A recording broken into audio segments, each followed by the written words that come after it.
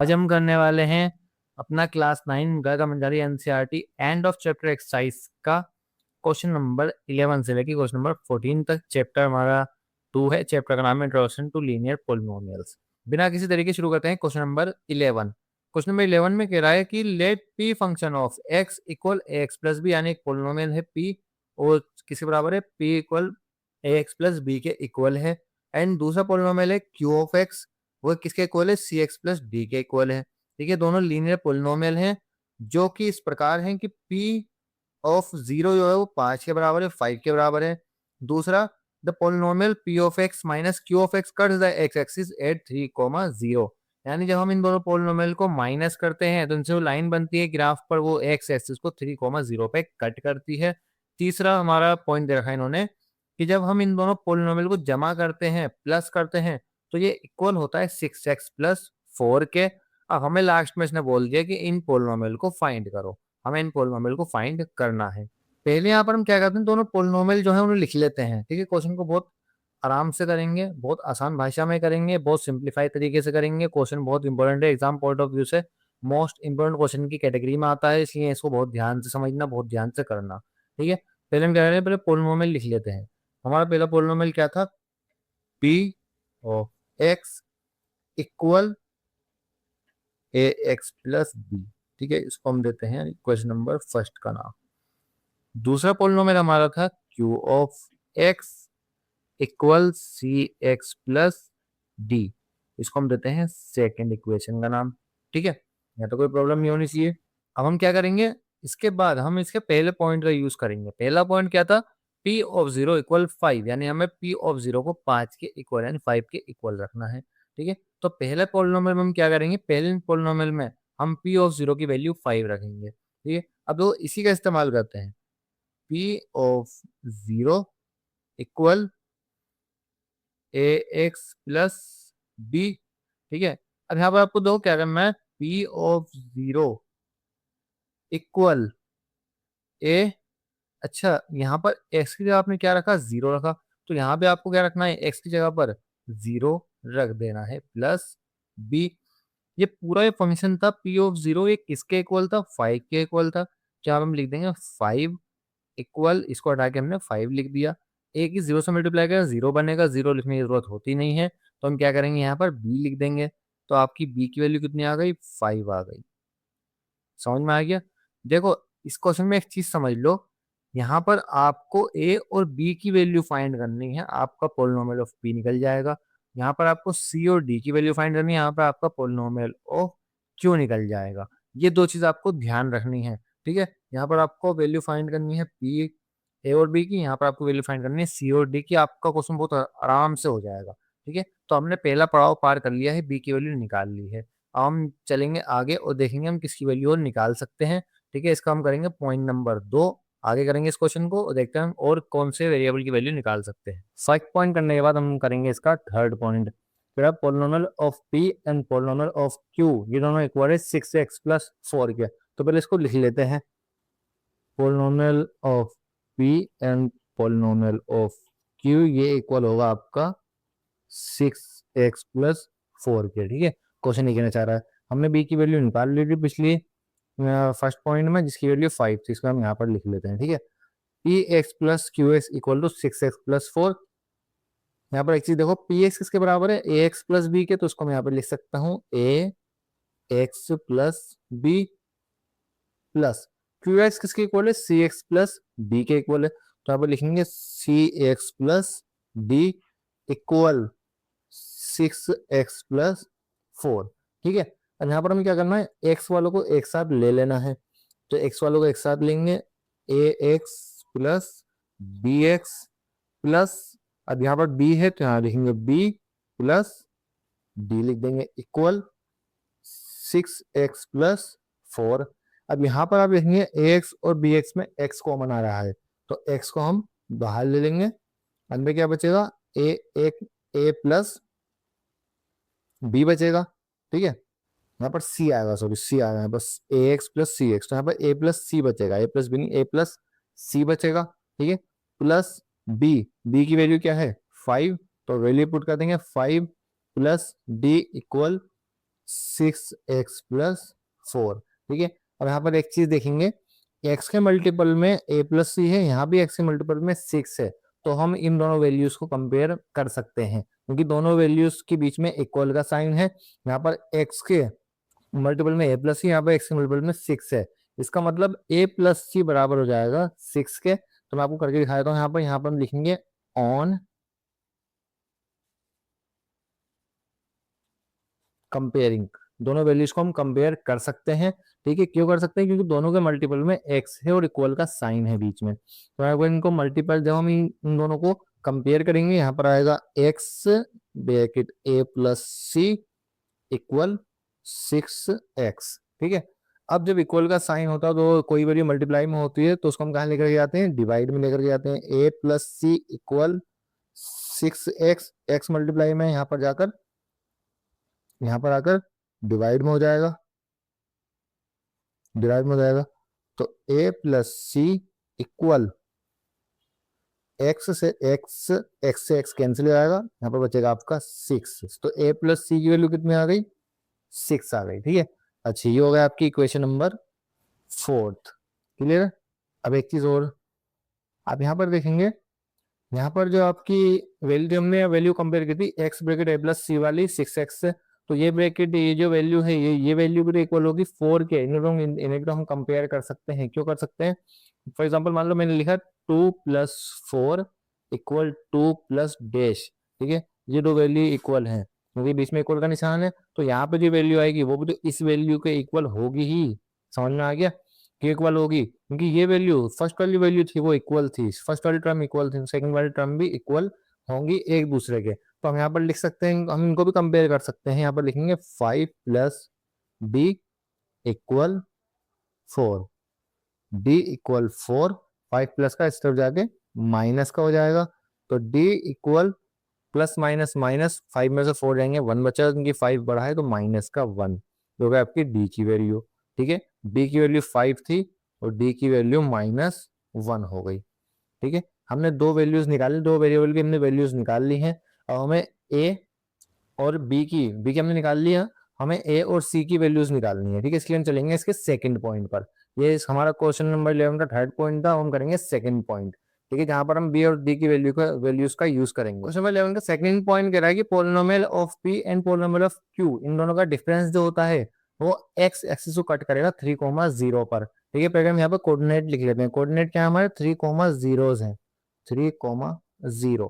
ठीक है, अब देखो यहाँ पर x की वैल्यू तो 3 होगी और y की वैल्यू 0 होगी, क्योंकि कोऑर्डिनेट में हमेशा x टर्म पहले लिखी जाती है, y टर्म बाद में लिखी जाती है। ठीक है, अब कह रहा है कि p of x and q of x, ये दो दोनों पोलिनोमियल हैं, ये माइनस करेंगे यानी कट करेंगे, तो हमारा ये जो लाइन बनेगी ग्राफ पर वो इस 3,0 पे कट करेगी। तो पहले इसको लिख लेते हैं, p of x minus q of x। अब एक चीज देखो, ये भी एक पोलिनोमियल है और ये भी एक पोलिनोमियल है।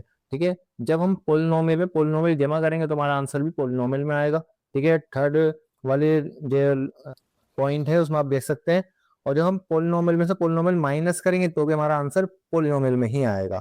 तो हम इसको इक्वल रख सकते हैं क्या y के, क्यों रख सकते हैं, क्योंकि y इक्वल होता है ax प्लस b के। ठीक है, ये हम शुरू से पढ़ते आ रहे हैं, ये इक्वेशन, ये एक स्टैंडर्ड फॉर्म होती है पोलिनोमियल की। और y इक्वल होता है ax प्लस b के। तो ये पोलिनोमियल जब माइनस करेगा इस पोलिनोमियल को तो हमारा आंसर भी पोलिनोमियल में ही आएगा, इसको हम y लिख सकते हैं। इस बात को आपको याद रखना है। अच्छा, आप क्या करेंगे, p ऑफ x की जो वैल्यू है वो क्या है, ax प्लस b है, तो इसको लिख लेते हैं पहले, ax प्लस b माइनस करेंगे हम q वाले पोलिनोमियल को। q ऑफ x वाले पोलिनोमियल की वैल्यू क्या थी, cx प्लस d थी, cx plus d equal y। ठीक है, अब यहाँ पर आप देखेंगे ax प्लस b को ऐसे लिख देंगे, माइनस ब्रैकेट खोलेंगे, जब ब्रैकेट खोलते हैं और बाहर माइनस होता है तो अंदर वाली जो भी टर्म है सबके साइन चेंज हो जाते हैं। cx का साइन क्या था, प्लस का ब्रैकेट के अंदर, अब क्या जाएगा, माइनस का हो जाएगा। ऐसे ही d प्लस का था, यहाँ पर d माइनस का हो जाएगा, इक्वल y। ठीक है, अब एक काम करेंगे, ax और cx दोनों x वाले हैं, दोनों को एक साथ ले लेते हैं। ax माइनस cx, माइनस कहाँ से आया, क्योंकि cx के साथ था, plus b plus sorry minus d equal y। यहाँ पर हमें क्या करना है, देखो यहाँ पर दोबारा से x कॉमन आ रहा है, इसका मतलब है हम x को बाहर ले सकते हैं। तो x को आपको बाहर ले लेना है। यहाँ पर आपको बचेगा a minus c plus b। b की वैल्यू कितनी थी, b की वैल्यू थी 5। ठीक है, तो हम क्या करेंगे, b की जगह 5 पुट कर देंगे, माइनस माइनस, और b की वैल्यू क्या थी, माइनस का 1, तो माइनस का 1, ये माइनस ये वाला है जो पहले से ही क्वेश्चन में था, पहले से हमारे सोल्यूशन में था, और ये माइनस जो था d की वैल्यू थी, ठीक है, इक्वल y। अब देखो y की जगह मैं क्या रख सकता हूँ, 0 रख सकता हूँ, क्योंकि y की वैल्यू 0 है कोऑर्डिनेट के अकॉर्डिंग, तो यहाँ पर हम रख देंगे 0। ठीक है, अच्छा अब देखो x की वैल्यू क्या है, 3, तो मैं x की जगह पर 3 रख सकता हूँ, वहां मैं रख दूंगा 3 a minus c plus 5 minus minus plus 1 equal 0। तो फिर आगे सोल्व करेंगे इसको, 3 a minus c plus 5 and 1 plus के हैं, तो 5 और 1 कितना हो जाएगा, 6 हो जाएगा, इक्वल 0। ठीक है, अब इसे इस तरफ सोल्व कर लेते हैं, 3 bracket a minus c equal 6 plus का है, इस तरफ जा करके हो जाएगा माइनस का, a माइनस सी इक्वल -6। और यहाँ पर 3 आप देखेंगे इनटू में है, यहाँ पर जाकर 3 जाएगा डिवाइड में, तो a माइनस सी 3, और यहाँ पर क्या करेंगे, डिवाइड करेंगे 6 को 3 से, 3 1 3 3 2 का 6, तो माइनस का 2। a माइनस सी की वैल्यू कितनी आ गई, माइनस का 2 आ गई। ठीक है, यहाँ पर a प्लस सी की वैल्यू कितनी थी, 6, यहाँ पर a माइनस सी की वैल्यू कितनी आ गई, -2 आ गई। अब हम इन इक्वेशन की मदद से, ये आपको जाएगा इक्वेशन नंबर 5, तो equation number 4 and equation number 5, इनकी मदद से हम a और c दोनों की वैल्यू निकाल सकते हैं। हम यहाँ पर क्या करेंगे, इन दोनों वैल्यूज को एलिमिनेट कर देंगे, उसके बाद हमारा आंसर आराम से आ जाएगा। एलिमिनेट करने के लिए हम एक नए पेज का यूज करेंगे। देखो a plus c equal to 6 निकला था, और a minus c equal to -2 निकला था। हम क्या करेंगे, इन दोनों इक्वेशन को एलिमिनेट कर देंगे। हम लिखेंगे subtract equation 4 from equation 5। Equation 5 में से इक्वेशन 4 को माइनस करेंगे, तो इक्वेशन 5 में से माइनस करना है, तो हम क्या लिखेंगे यहाँ पर, a माइनस सी इक्वल -2, और इक्वेशन 4 लिखेंगे नीचे, a प्लस सी इक्वल 6। ठीक है, जब भी एलिमिनेट करेंगे, सब्ट्रैक्ट करेंगे, तो यहाँ पर नीचे वाली जो वैल्यूज उनको साइन चेंज कर देंगे। ठीक है, ये तीनों प्लस के तो तीनों माइनस के ही जाएंगे, plus minus cancel, minus minus plus, 1c and 1c कितना हो गया, 2c हो जाएगा आपका, माइनस का 2c equal minus minus plus, 2 and 6 8, minus का, माइनस से माइनस कैंसिल। ठीक है, c इक्वल 8, तो इंटू में है डिवाइड में जाएगा, 2 4 जा 8, तो c की वैल्यू आपको कितनी आ गई, 4 आ गई पॉजिटिव में। हम निकालेंगे a की वैल्यू, तो a की वैल्यू निकालने के लिए हमें क्या करना है, c की वैल्यू को इस इक्वेशन में पुट कर देना है। यहाँ पे लिखेंगे put the value of c in equation 4।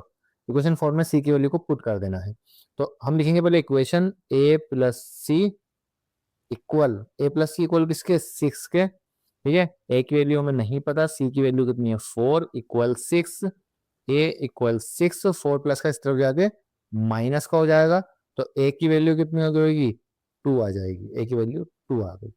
समझ में आ गया इतना। ठीक है, ए बी सी डी चारों की वैल्यू हमने निकाल ली। अब हमें सिंपल क्या करना है, इनको पोलिनोमियल की जगह पुट कर देना है, तो हम पोलिनोमियल से इनके बड़े आराम से फाइंड कर लेंगे। ठीक है, हम यहाँ पे लिखेंगे टू फाइंड दी पोलिनोमियल, पहला पी एक्स। ठीक है, ये वाला पोलिनोमियल फाइंड करना है। देखो पहला हमें p x equal a x plus d. ठीक है, तो यहाँ पे क्या लिखेंगे, p x equal a x plus d, p of x equal, a की वैल्यू कितनी थी, 2, ए की जगह पर 2 लिख देंगे, एक्स प्लस बी की वैल्यू कितनी थी, 5, तो बी की जगह पर 5 लिख देंगे। सिंपल, ये हो गया आपका पहला आंसर। ठीक है, अब निकालेंगे अपना दूसरा, सेकंड। सेकंड में क्या करना है, क्यू ऑफ एक्स पोलिनोमियल निकालना है, जिस क्यू ऑफ एक्स पोलिनोमियल की वैल्यू क्या थी, सी एक्स प्लस डी थी। ठीक है, equal c x plus b, Q of x equal c की वैल्यू क्या थी 4, तो 4x प्लस डी की वैल्यू क्या थी माइनस का 1। इसको आगे और सिंप्लीफाई करेंगे 4x प्लस माइनस माइनस का 1।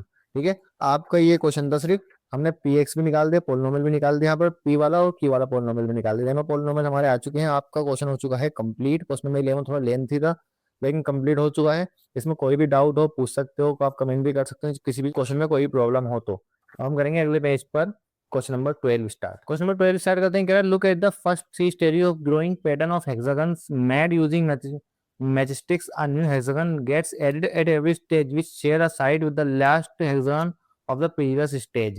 क्वेश्चन कह रहा है कि आपको 3 स्टेज बना के दी है हेक्सागन की। हेक्सागन बोलते हैं 6 साइड वाले किसी भी एक पॉलीगन को, 6 साइड वाले। ठीक है, जैसे यहाँ पर आप देखेंगे 6 साइड्स हैं, 1 2 3 4 5 6, 6 साइड्स वाले। ठीक है, और कह रहा है कि ये हमने बनाया है मैच स्टिक्स का यूज करके, माचिस की तीलियों का यूज करके इसको बनाया गया है। और जब जब भी हम इसमें एक नया हेक्सागन ऐड करते हैं तो एक साइड हमेशा हमेशा इस जो हेक्सागन होते हैं शेयर करते हैं। जैसे आप देखेंगे ये साइड उन्होंने शेयर की, ठीक है, यहाँ पर इन्होंने ये साइड शेयर की, इन दोनों ने ये वाली साइड शेयर की। 2 हेक्सागन जो है वो एक साइड कॉमन रखते हैं, एक साइड शेयर करते हैं। ठीक है, हमें क्या करना है, इसने हमें 3 स्टेज में आके दिए इस पैटर्न की। हमें क्या करना है, इसमें 5 पॉइंट है, एक एक करके सब पॉइंट्स को करेंगे। पहले क्या है, draw the next 2 stages of the pattern. ठीक है, हमें क्या करना है, इस पैटर्न की आगे की 2 स्टेज बनानी है। एक स्टेज नंबर 1 है, स्टेज नंबर 2 है, स्टेज नंबर 3 है। ऐसी ही हमें 2 स्टेजेस और बनानी है इस पैटर्न की। और कह रहा है कि how many matchsticks will be required at this stage, मतलब इन स्टेज में कितनी मैजिस्टिक्स रिक्वायर्ड होगी ये बताना है। तो पहले स्टेज में तो 6 थी, सेकंड में आप देखेंगे तो फर्स्ट 1 2 3 4 5 6 7 8 9 10 11। ठीक है, उसके बाद 3 में आप देखेंगे 1 2 3 4 5 6 7 8 9 10 11 12 13 14 15 16। ठीक है, 16 मैच स्टिक्स की जरूरत पड़ेगी। तो हमें ये बताना है कि आगे वाली जो 4 5 स्टेज होगी उसमें कितनी जरूरत पड़ेगी ये बताना है। ठीक है, तो हमने क्या करा, हमने पहले स्टेज नंबर 3 को उठा के यहाँ पर रख लिया है। तो हमें इसमें एक और हेक्सागन बनाना है, लेकिन इस तरीके से बनाना है कि वो हेक्सागन सिर्फ एक साइड ही शेयर करे, दूसरी साइड शेयर ना करे, सिर्फ एक साइड शेयर करे दूसरे वाले हेक्सागन के साथ। ठीक है, तो हम क्या करेंगे, यहाँ पे बना सकते हैं। 1 2 3 4 5। ठीक है, 1 2 3 4 5 और एक ही साइड शेयर हो रही है ये वाली। ठीक है, अब क्या करेंगे, हम इस तरफ बना दो एक और। ठीक है, इस तरफ जो बनाएंगे वो अलग कलर से बना देते हैं ताकि कोई कंफ्यूजन ना हो। इस तरफ भी बना दो, 1 2 3 4 5। ठीक है, तो ये हमारा एक और एग्जाम। तो यहाँ इसने 5 साइड शेयर करी, इसने 5 साइड शेयर करी। ठीक है, और हमें बताना है कि how many matchsticks will be required at these stages. ठीक है, इन स्टेज में कितनी मैजिस्टिक्स रिक्वायर्ड होंगी। स्टेज नंबर 1 में तो 5 रिक्वायर्ड होंगी, 5 सॉरी। एक स्टेज नंबर 2 में 11 रिक्वायर्ड होंगी और स्टेज नंबर 3 में 16 रिक्वायर्ड होंगी। ठीक है, ऐसे हम लिख सकते हैं कि स्टेज नंबर 4 में कितनी रिक्वायर्ड होंगी। यहाँ पे देखो, यहाँ पे एक पैटर्न समझ में आ रहा है। पहले तो यहाँ 5 थी, तो उसके बाद 6 बढ़ी, फिर उसके बाद 5 बढ़ी, तो अब कितने बढ़ेंगी, और अब 5 और बढ़ेंगी, क्योंकि हम क्या कर रहे हैं, कॉमन ले रहे हैं, एक साइड को कॉमन ले जा रहा है। ठीक है, तो आप हम लिख देंगे 5 5 16 प्लस 5 21। ठीक है, ऐसे ही स्टेज नंबर 5 पर कितनी बढ़ेंगी, तो 21 प्लस 5 26। ठीक है, 26 हो जाएंगी। तो स्टेज नंबर 4 के लिए 21 चाहिए होंगी हमें मैच स्टिक्स, और स्टेज नंबर 5 के लिए 26 मैच स्टिक्स हमें चाहिए होंगी। ठीक है, मतलब स्टेज नंबर 4 और 5 का हमने निकाल लिया है। यहाँ पर लिखा हुआ है कि हमें कितनी चाहिए होंगी, तो हमने बता दिया कि फर्स्ट के लिए 5, सेकंड के लिए 11, थर्ड के लिए 16, फोर्थ के लिए 21 एंड थर्ड के लिए 26। इसमें कोई प्रॉब्लम हो तो पूछ लेना। बाकी सेकंड पॉइंट इस जाता है नेक्स्ट पेज पर। फर्स्ट पॉइंट हमारा कंप्लीट हो चुका है। आपको सिर्फ इसकी यहाँ पे आपको सिर्फ ड्रॉ करना था, हेक्सागन की जो आने वाली 2 स्टेज थी वो ड्रॉ करनी थी आपको, सिर्फ हम यहाँ पर ड्रॉ करके दिखा दी। और आपको बताना था कि कितनी मैच स्टिक्स रिक्वायर्ड होंगी, हर स्टेज पर, तो हमने वो भी बता दिया कि पहले 5, फिर 11, फिर 16, फिर 21, फिर 26। ठीक है, अब नेक्स्ट पॉइंट बताते हैं इसका अगले पेज पर। नेक्स्ट क्वेश्चन में हमसे कहा गया है कि हम इस टेबल को कंप्लीट करें, कंप्लीट द फॉलोइंग टेबल। ठीक है, अब वही टेबल किस तरीके से कंप्लीट होगी, हमसे क्या बोला गया था कि कितनी मैजिस्टिक्स रिक्वायर्ड होंगी ये बताना है हर स्टेज पर। तो यहाँ पे हमें यही बताना है कि कितनी मैजिस्टिक्स रिक्वायर्ड होंगी। देखो पहली बारी में कितनी रिक्वायर्ड थी हमें, 6। ठीक है, और सेकंड वाले में कितनी रिक्वायर्ड होंगी, 11, 5 और बढ़ जाएंगी। थर्ड वाले में 5 और प्लस हो जाएंगी, 16। फिर फोर्थ वाले में 5 और प्लस हो जाएंगे, 21। ऐसे ही सिक्स फिफ्थ वाले में 5 और प्लस हो जाएंगे, 26। तो हमें nth टर्म तक का बताना है कि nth टर्म तक कितनी मैजिस्टिक्स हमें चाहिए होंगी। ठीक है, इसके लिए nth वाला हम बाद में करेंगे, पहले हम क्या करते हैं इसके रूल फाइंड कर लेते हैं। ये रूल हम फाइंड करेंगे वही nth का आंसर होगा। ठीक है, find rule to determine the number of matchsticks required for the nth stage. ठीक है, यानी nth स्टेज के लिए हमें कितनी मैजिस्टिक्स चाहिए होंगी हमें ये बताना है। तो जो भी हमारा आंसर आएगा मैजिस्टिक्स को रूल जो हमारा रूल आएगा मैच स्टिक्स को फाइंड करने का, वो हमारा nth का आंसर होगा। लेकिन रूल फाइंड करने के लिए हमें पैटर्न को समझना होगा पहले सही से कि पैटर्न किस तरीके से बन रहा है। देखो पहले सीन हमें 6 फर्स्ट स्टेज पर,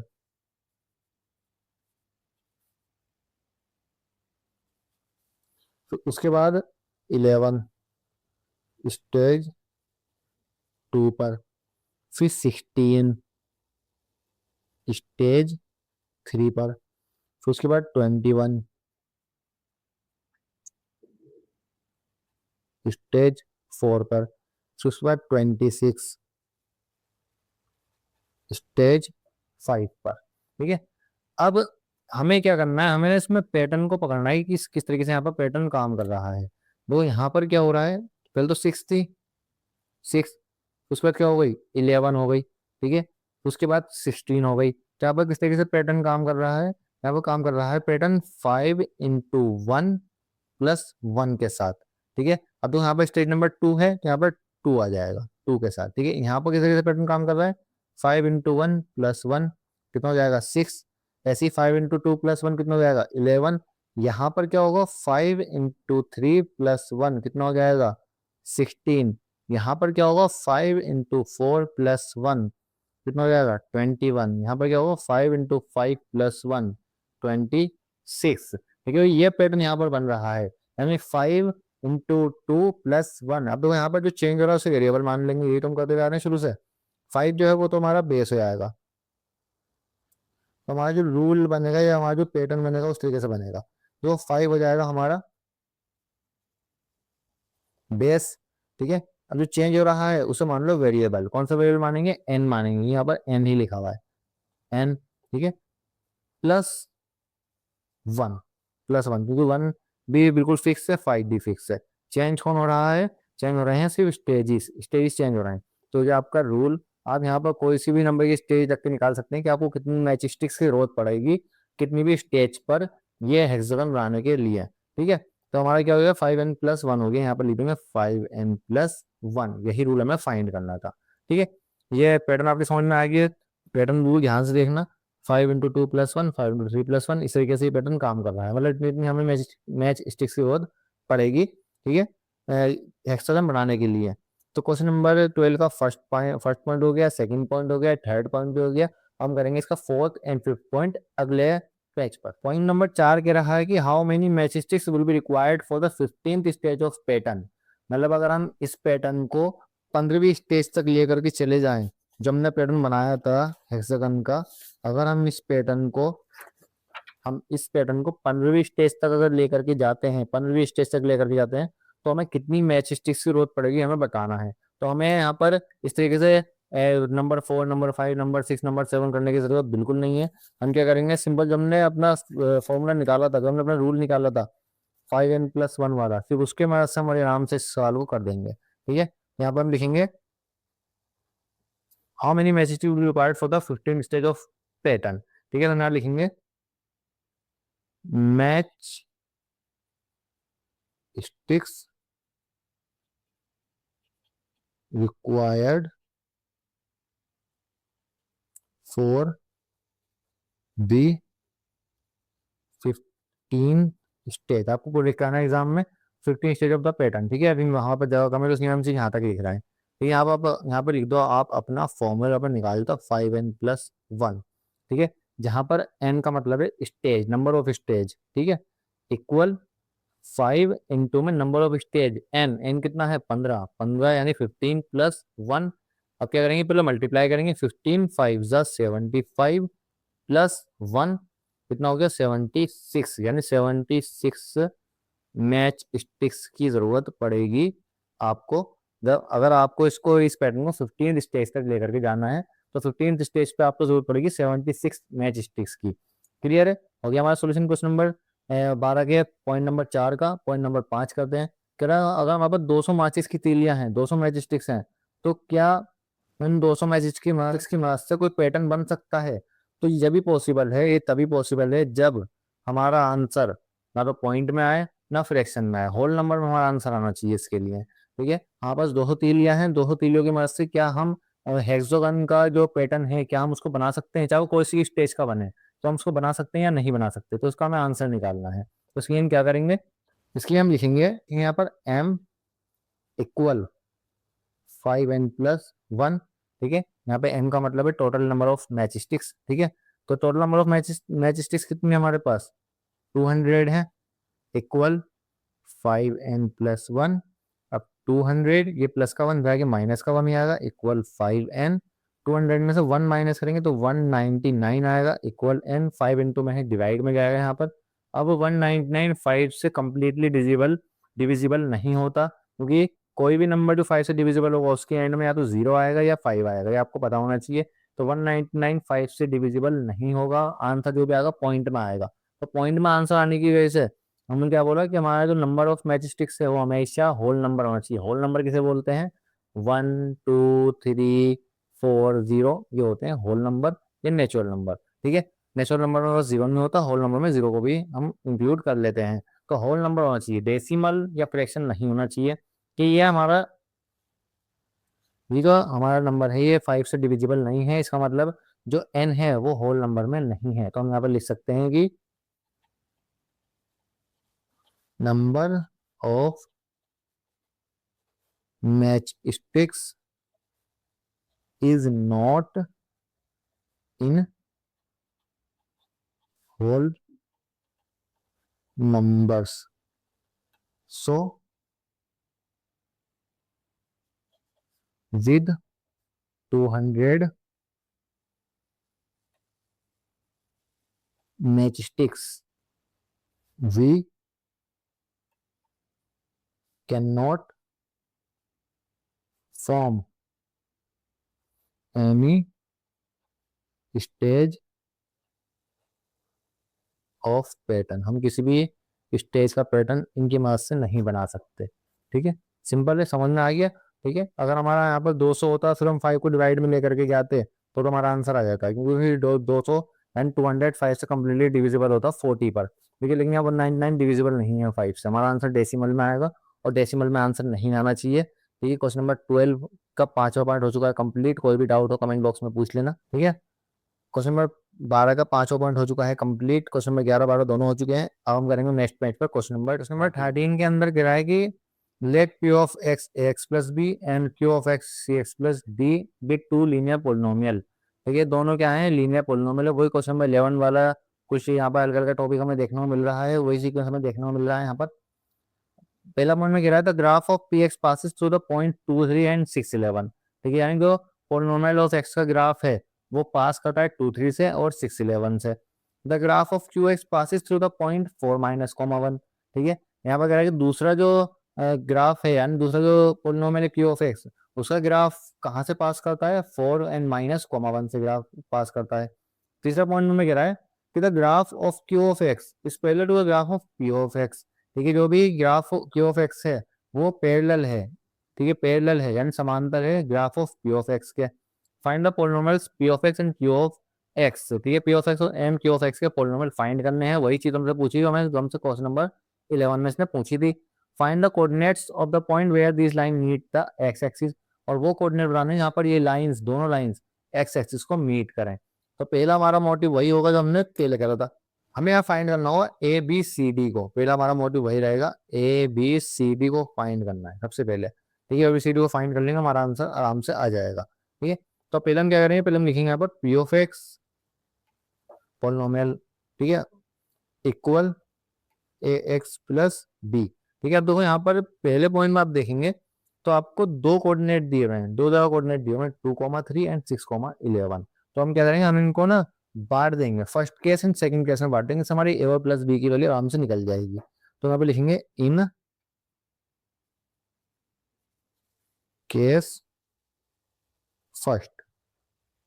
ठीक है, फर्स्ट केस में कोऑर्डिनेट्स हैं वो 2 और 3 है, यानी एक्स तो 2 है और वाई हमारा 3 है। ठीक है, अब क्या करना है, इसमें पहले लिख लो polynomial p of x equal a, x की जगह पर आपको क्या लिखना है, 2 प्लस बी। ठीक है, अब देखो पी ऑफ एक्स ये पोलिनोमियल हमेशा बराबर होता है वाई के, वाई ए एक्स प्लस बी, सही हम लिखते हैं इक्वेशन को, तो इक्वेशन हमेशा किसके बराबर होती है, वाई के बराबर होती है, यानी इसको मैं हटा करके वाई लिख सकता हूँ। क्या लिखूंगा, वाई इक्वल ए की 2 से मल्टीप्लाई करेंगे 2a प्लस बी। ठीक है, y की वैल्यू क्या है 3, तो 3 इक्वल 2a प्लस बी। ठीक है, ये क्या हमारा पहला केस। दूसरे केस में क्या करना है,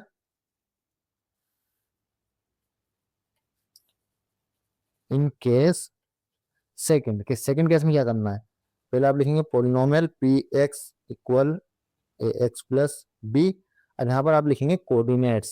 ठीक है, कोऑर्डिनेट्स क्या है, कोऑर्डिनेट्स सेकंड वाले केस में इन कोऑर्डिनेट्स से काम करना है, 6,11 से। ठीक है, यहाँ पर 6 तो x है और 11 y है। ठीक है, तो इसको हटा के पहले हम क्या करेंगे, y लिख लेंगे पहले इसको हटा करके, तो a इंटू में x कितना है 6 प्लस b, y की वैल्यू कितनी 11, तो यहाँ लिखेंगे 11 इक्वल 6 की a से मल्टीप्लाई करेंगे 6a प्लस b, ये होगा आपकी इक्वेशन नंबर फर्स्ट, ये होगा आपकी इक्वेशन नंबर सेकंड। ठीक है, सेकंड, ये है आपकी इक्वेशन नंबर फर्स्ट। ठीक है, अब यहाँ पर हम क्या करेंगे, दोनों को एलिमिनेट करेंगे, एलिमिनेट करने के बाद हमारा आंसर आराम से आ जाएगा। यहाँ पर हम लिखेंगे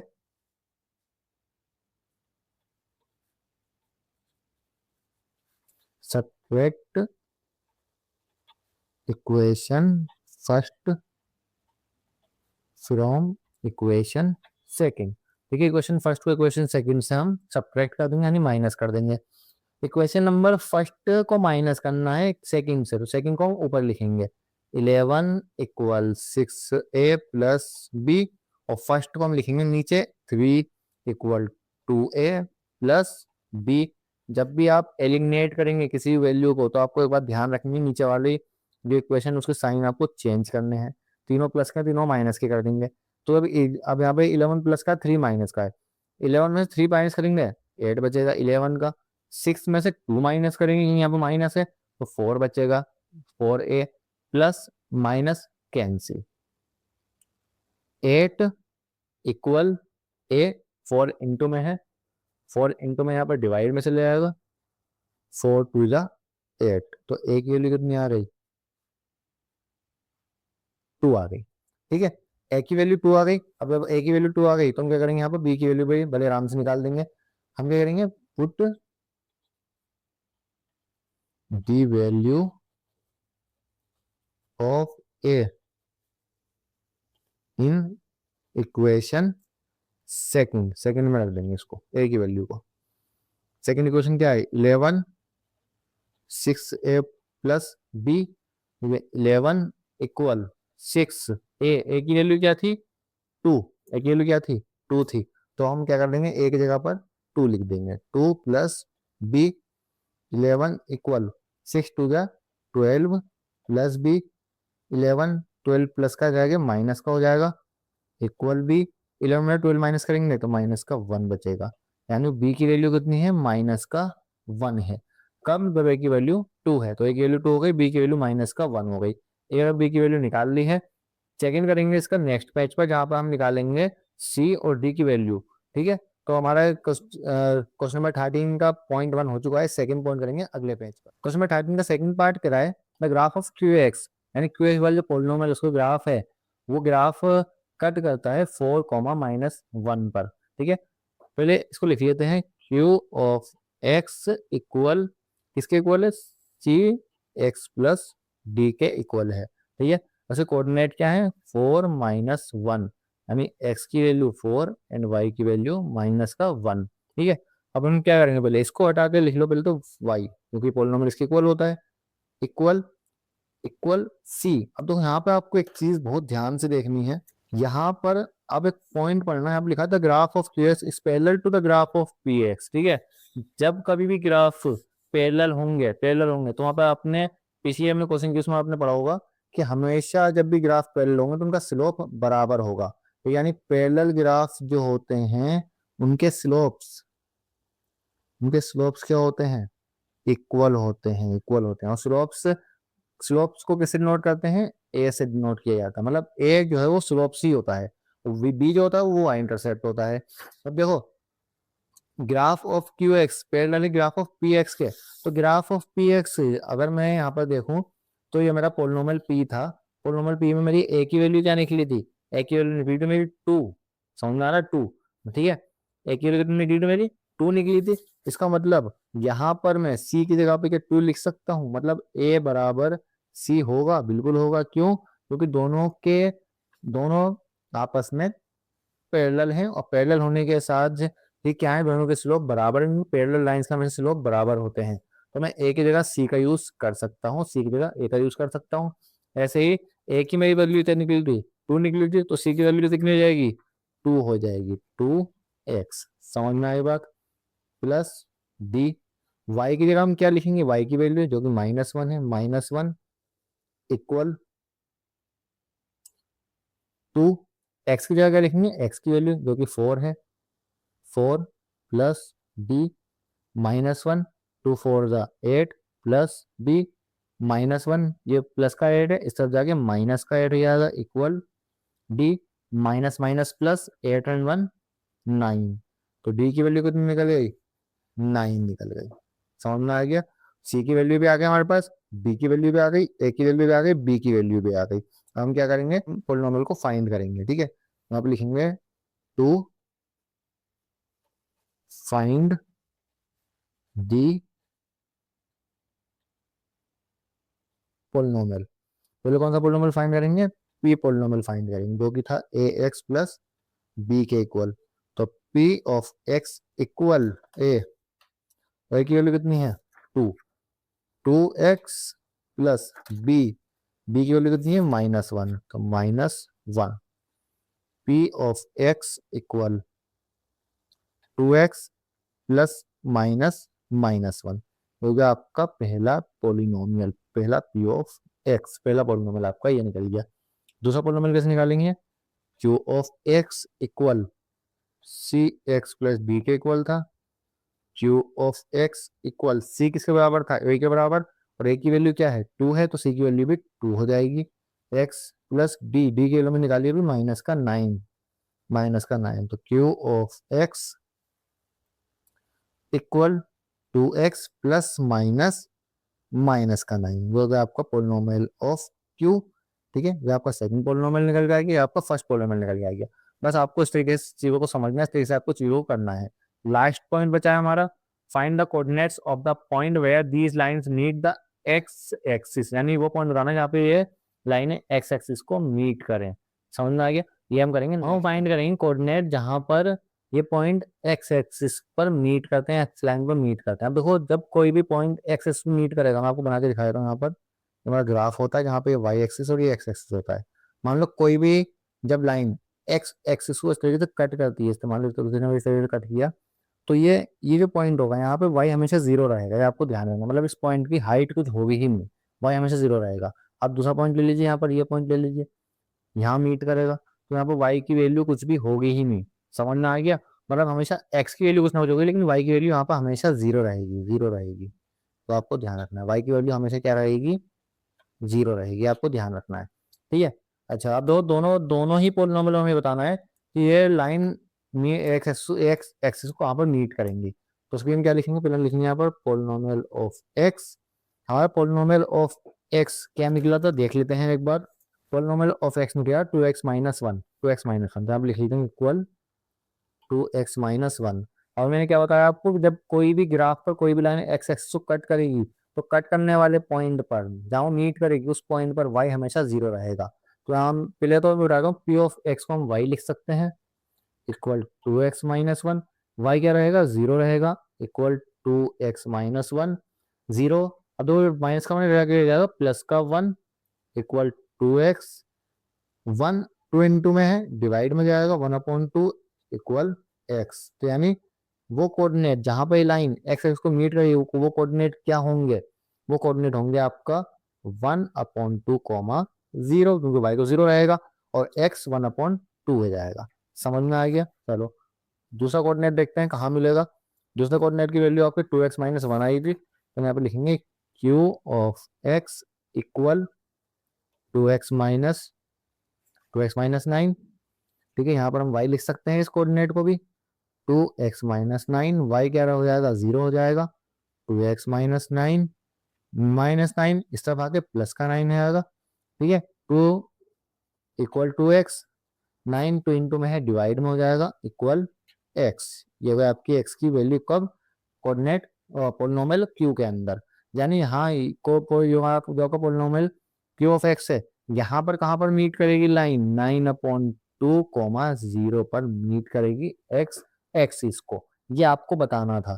ठीक है, क्वेश्चन नंबर 3 का थर्ड पॉइंट भी हो चुका है कंप्लीट। ठीक है, हमने पोलिनोमियल फाइंड कर लिया है और साथ में हमने ये बता दिया कि ये एक्स एक्सिस को कहाँ पर मीट करेगी। अगर आपको क्वेश्चन समझ में आ रहे हैं, आपको कोई डाउट हो तो कमेंट बॉक्स में पूछ सकते हो। बाकी आपकी थोड़ी बहुत हेल्प हो रही है हमारी ये वीडियो में से, तो उसको आप जरूर सब्सक्राइब करिए हमारे चैनल को, लाइक करिए, शेयर करिए वीडियो को। क्वेश्चन नंबर 14 करते हैं नेक्स्ट पेज पर। इसका हमारा चैप्टर नंबर 2 कम्प्लीटली ओवर हो जाएगा, खत्म हो जाएगा। क्वेश्चन नंबर 14 कह रहा है why do all linear functions of the form function of x equal x plus a जहाँ पर a greater than 0 have in common. कह रहा है कि अगर आप इस पोलिनोमियल का यूज करते हैं यहाँ पर a 0 से बड़ा होगा तो आपको क्या क्या चीजें कॉमन दिखती है उसके अंदर, यानी इसके अंदर आपको ऑब्जर्वेशन करनी है, खाली अपने पास तो ऑब्जर्वेशन करनी है, थोड़ा दिमाग लगाना है और आपको इसमें 2-3 ऑब्जर्वेशन जो भी आपको लगता है वो आपको फाइंड करनी है। तो पहले यहाँ पर लिख लेते हैं पोलिनोमियल को f of x equal a x plus a। ठीक है, जहां पर a ग्रेटर देन 0 है। ठीक है, अच्छा आप देखो पहली चीज आप देखेंगे आपको यहाँ पर क्या ऑब्जर्व हो रही है। पहली चीज a हमेशा स्लोप को शो करता है। a क्या होता है, क्या a स्लोप नहीं होता, स्लोप होता है। ठीक है, अब a जब 0 से बड़ा होगा, हमेशा 0 से बड़ा होगा, तो बोले लेकिन 0 से बड़ा ही होगा। ठीक है, तो अब आपको एक चीज समझ में आ रही है क्या, कि जो भी स्लोप होगा इस पोलिनोमियल का, क्या वो पॉजिटिव नहीं होगा, हमेशा बिल्कुल होगा। क्यों, क्योंकि 0 से बड़ा है, 0 से बड़ा है a, तो हमेशा यहाँ पर क्या होगा, a जो भी स्लोप बनेगा वो पॉजिटिव होगा। तो यहाँ पे लिखेंगे पहली ऑब्जर्वेशन क्या है हमारी पहली ऑब्जर्वेशन यहाँ पर slope of this polynomial is always in positive. ठीक है, यानी पहला क्या हो गया कि ये हमेशा पॉजिटिव रहेगा, स्लोप जो होगा हमेशा पॉजिटिव होगा। ठीक है, दूसरा, अब दूसरी ऑब्जर्वेशन क्या है इसके अंदर, देखो प्लस के बाद जो भी नंबर होता है, यानी यहाँ पर ए है, जैसे आप बी होता है, मान लो यहाँ पर ए है, तो ये किसी को दिखाता है, ये दिखाता है वाई इंटरसेप्ट को। ठीक है, यानी बी किसको शो करेगा, हमेशा वाई इंटरसेप्ट को शो करेगा हमेशा। ठीक है, अब देखो वाई इंटरसेप्ट किस में है, प्लस में है, तो हम यहाँ पर क्या ये लिख सकते हैं कि जब भी लाइन कट करेगी, इंटरसेक्ट करेगी वाई को, तो वो हमेशा पॉजिटिव पॉजिटिव नंबर्स पे ही कट करेगी। तो यहाँ पे लिख सकते हैं ऑल्सो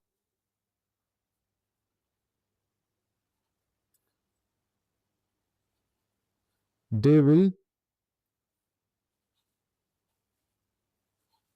ऑलवेज पास थ्रू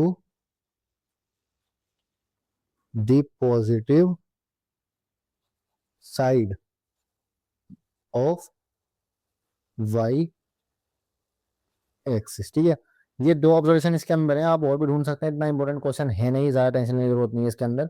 बाकी ये कि दो हमने ऑब्जर्वेशन इसके अंदर फाइंड कर ली। पहला तो ये कि हमेशा जो स्लोप बनेगा वो पॉजिटिव होगा, क्योंकि ए पॉजिटिव है, 0 से बड़ा। दूसरा जब भी वाई इंटरसेप्ट कट होगा, वाई इंटरसेप्ट जब भी कट होगा, मान लीजिए ये कोई ग्राफ है, जब भी कट होगा तो हमेशा पॉजिटिव पे कट होगा, इस तरीके पॉजिटिव पे कट होगा, इस तरीके पॉजिटिव पे कट होगा, क्योंकि आपका बी यहाँ पे ए रखा है इसमें बी की जगह पर, ठीक है, तो ये हमेशा आपका पॉजिटिव है इस तरीके से, ठीक है। 2 ऑब्जर्वेशन हो गई, ठीक है। इसके अंदर और भी ऑब्जर्वेशन हो सकते हैं, हम देखेंगे, लेकिन फिलहाल 2 ही बहुत है इसके अंदर। क्वेश्चन नंबर 14 भी हो चुका है कंप्लीट, चैप्टर नंबर 2 पूरा कंप्लीट हो चुका है। चैप्टर नंबर 3 फिर हम लेंगे नेक्स्ट वीडियो के अंदर, नेक्स्ट क्लास के अंदर। हमारी वीडियो को लाइक करिए, शेयर करिए, चैनल को सब्सक्राइब करिए। बाकी और भी वीडियोस हमारे चैनल पर आने वाली हैं। क्वेश्चन चैप्टर नंबर 1 और 2 हमारे चैनल पर अपलोड हो चुका है, चैप्टर नंबर 3, 4, 5 भी हम आने वाले टाइम में करेंगे, ठीक है। Thank you.